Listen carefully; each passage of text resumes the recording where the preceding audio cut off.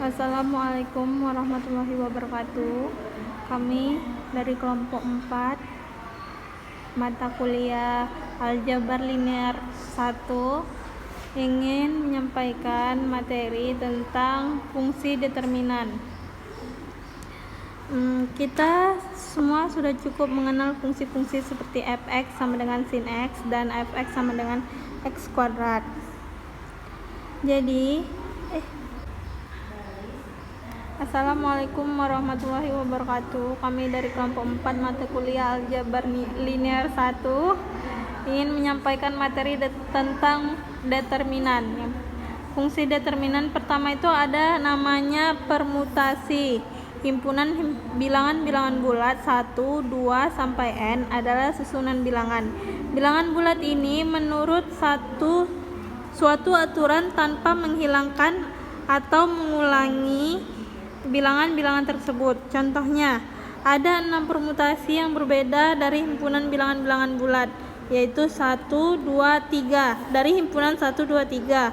Permutasi-permutasi ini adalah 1, 2, 3, 1, 3, 2, 2, 1, 3, 2, 3, 1, 3, 1, 2, dan 3, 2, 1. Salah satu metode yang mudah yang secara sistematis mendaftarkan permutasi-permutasi adalah dengan menggunakan pohon permutasi atau permutation tree. Metode ini akan kita lukiskan dalam contoh-contoh berikut. Contohnya adalah daftarkan semua permutasi himpunan bilangan bulat dari himpunan 1, 2, 3, dan 4 adalah 1, 2, 3, 4, 1, 2, 4, 3, 1, 3, 2, 4, 1, 3, 4, 2, 1, 4, 2, 3, 1, 4, 3, 2, dan seterusnya. Atau bisa juga menggunakan pohon permutasi. Kita tulis dulu himpunan-himpunannya, yaitu himpunan 1, 2, 3, dan 4. Lalu kita tulis ke bawah himpunannya. Setelah angka 1 ada 2, 3, dan 4. Lanjut ke bawah, setelah angka 1 dan 2 maka angka 3 dan 4. Setelah 1 dan 3 angka 2 dan 4. Setelah angka 1 dan 4 ada 2 dan 3.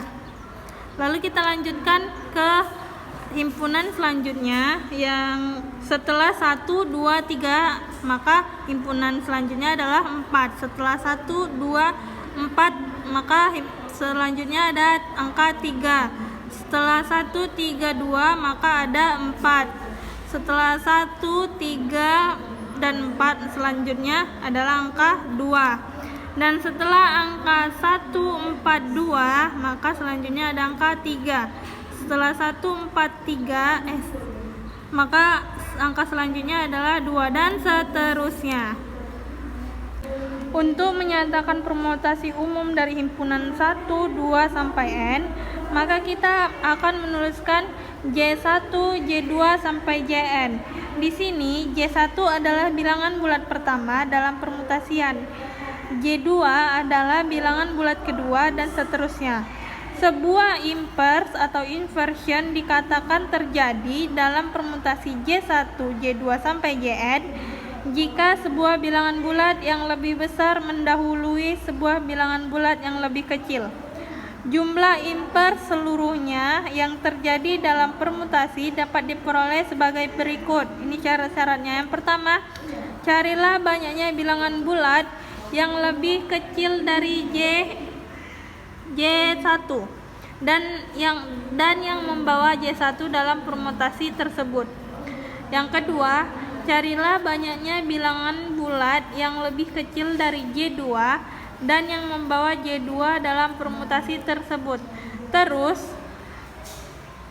proses penghitungan ini untuk J3 sampai Jn kurang 1, jumlah bilangan-bilangan ini akan sama dengan jumlah imper seluruhnya dalam permutasi tersebut. Contohnya, Tentukanlah banyaknya invers dalam permutasi-permutasi tersebut.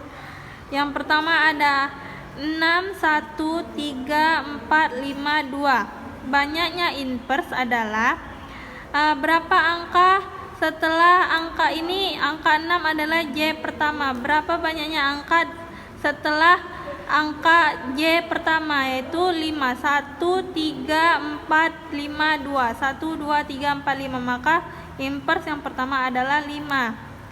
Berapa banyak angka dari J kedua yang lebih besar ya? Yang lebih kecil? Kan nggak ada, jadi 0.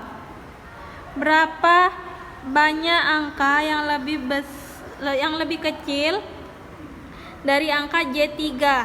Ada 1, yaitu angka 2, maka ditulis 1 angka. 4 adalah J4. Berapa banyak angka setelah J4 yang lebih kecil? Ada 1, adalah angka 5, jadi inversnya 1.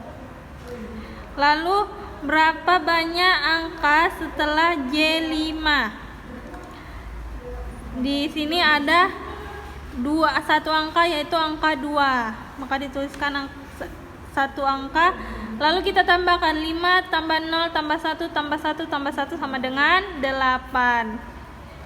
Lalu contoh kedua adalah 2, 4, 1, 3. Banyaknya invers adalah berapa banyak angka setelah J1 yang lebih kecil? Ada 1 angka, yaitu angka 1, maka inversnya 1. Dan J kedua, berapa banyak angka setelah J2 yang lebih kecil?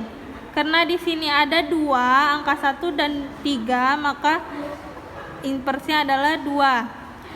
Lalu di J3 berapa banyak angka setelah J3 yang lebih kecil? Karena tidak ada, ini angka 3 adalah angka yang lebih besar dari 1, jadi inversnya 0, maka kita tambahkan 1 tambah 2 hasilnya 3.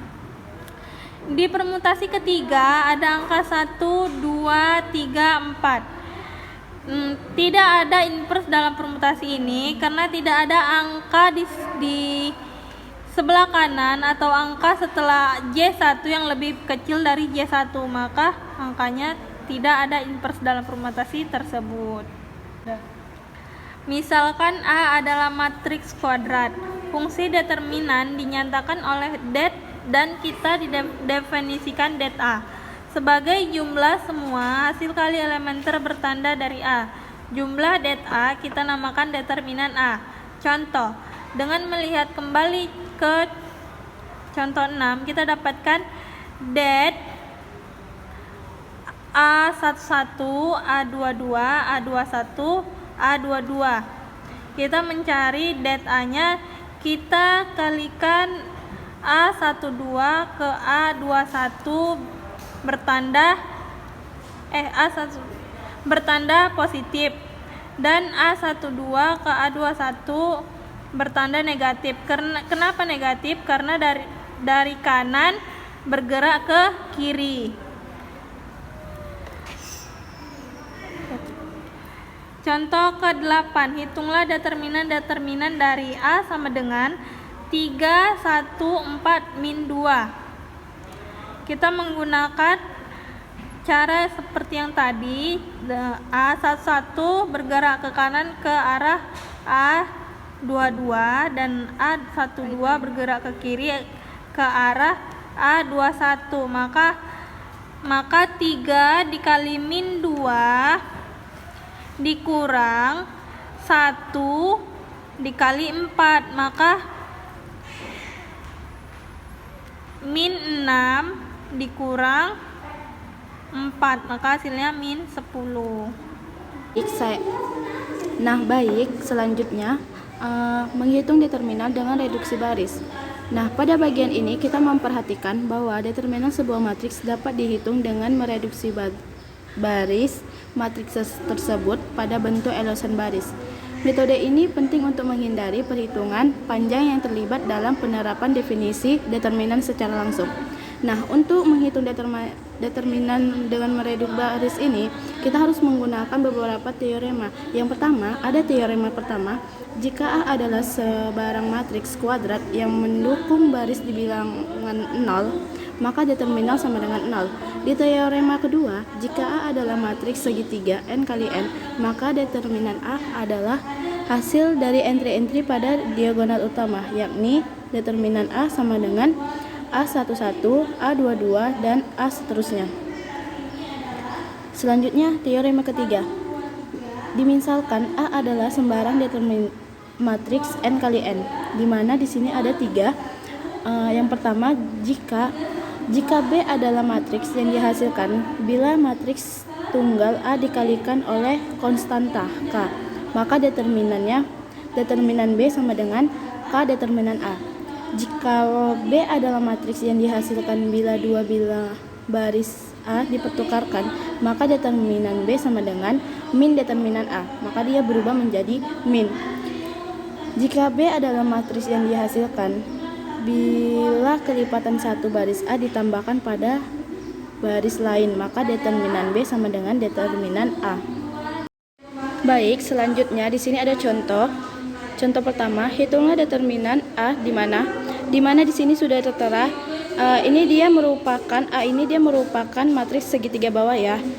Di sini penyelesaiannya, karena matriks A merupakan segitiga bawah berdasarkan teorema kedua, maka determinan A tinggal kita kalikan aja, A11, A22, A33, dan A44.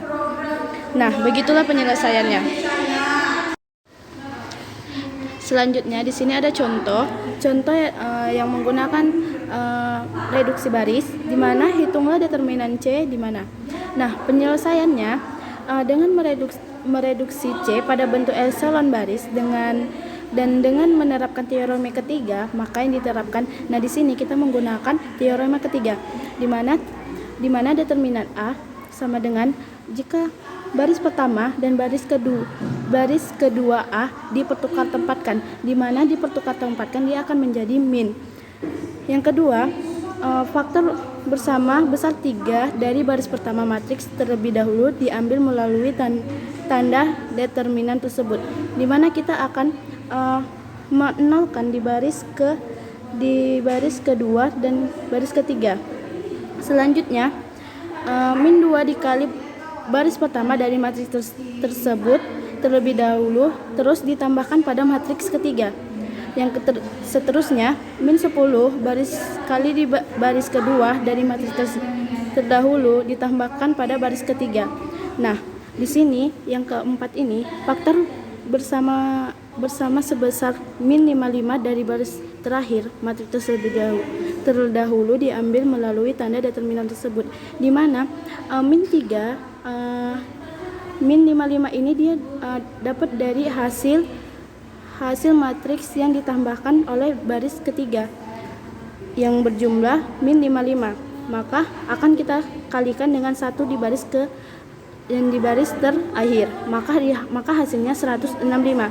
Min 3 dikali min 55 dikali 1, maka hasilnya 165. Hasil dari mereduksi baris determinan C hasilnya 165.